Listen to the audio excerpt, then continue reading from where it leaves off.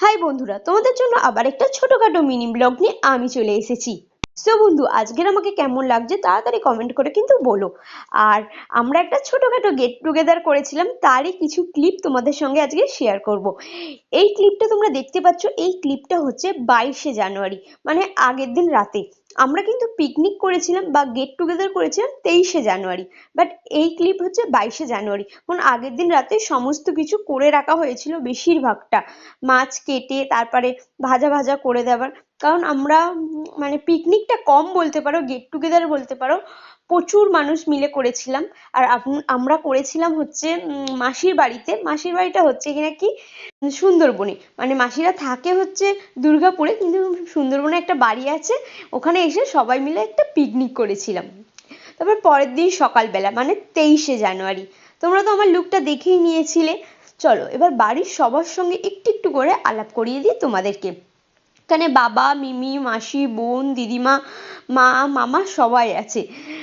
আরও সবাই ছিল, বাট সবার সঙ্গে তো আর পরিচয় করাতে পারলাম না। এই দেখো, এটা বোন আর মিমি, আর এটা আরেকটা বোন অনু, তোমরা যাকে সব সময় দেখো।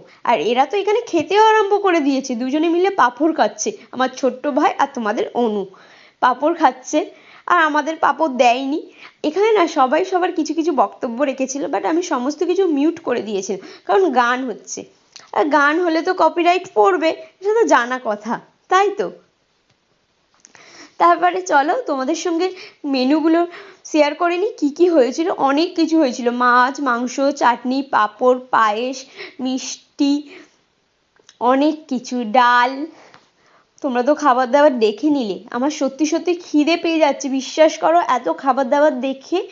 চলো এবার আর কোনো কথা বলবো না, সোজা চলে যাব খেতে। আমার প্রচণ্ড জোরে খিদে পেয়ে গেছে, তাই আমি এবার চলে যাব কিন্তু খেতে। তোমাদের তার আগে আরেকটু ভালো করে দেখিয়ে নিই, মিষ্টিও ছিল কিন্তু। আর এই দেখো, এটা স্যালাড।